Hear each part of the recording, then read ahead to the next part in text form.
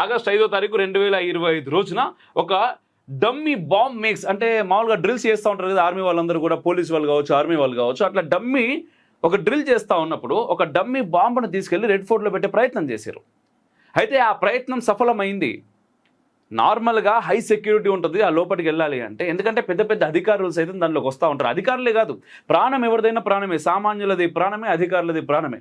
So ప్రాణం కాపాడాల్సినటువంటి బాధ్యత security సిస్టమ్ది, police system కావచ్చు, వాట్ ఎవర్, అందరిది కూడా, ప్రభుత్వానిది కూడా.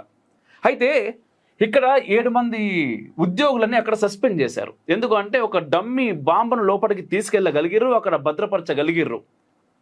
ఇది కరెక్ట్గా మనకి ఎప్పుడు జరిగిందయ్యా అంటే ఆగస్టు 5, 2025 రోజు దానికి సంబంధించినటువంటి వార్త ఉంది. మీరు గూగుల్ చేయొచ్చు, ప్రతి పత్రిక కూడా దాన్ని ప్రచురించింది.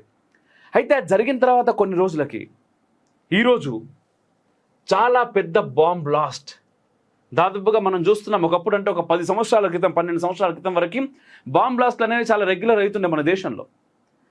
జనాలు ఎక్కువగా ఉన్న ప్రదేశాల్లోకి మనం వెళ్ళాలంటే ఒక భయం ఉంటుండే. ఇంటి నుంచి బయటకు పోయినట్టు మళ్ళీ ఇంటికి వస్తాడా రాడా అనేటటువంటి భయం ప్రతి ఒక్కరిలో ఆ కంగారు ఉంటుండే. చాలామంది చెప్తూ ఉంటుండే, అరే ఎక్కువగా జనాలు ఉన్నటువంటి జన సమూహంలోకి మీరు వెళ్ళకండి, ఎక్కడ ఏం బాంబు వెళ్తుందో తెలియదు అని.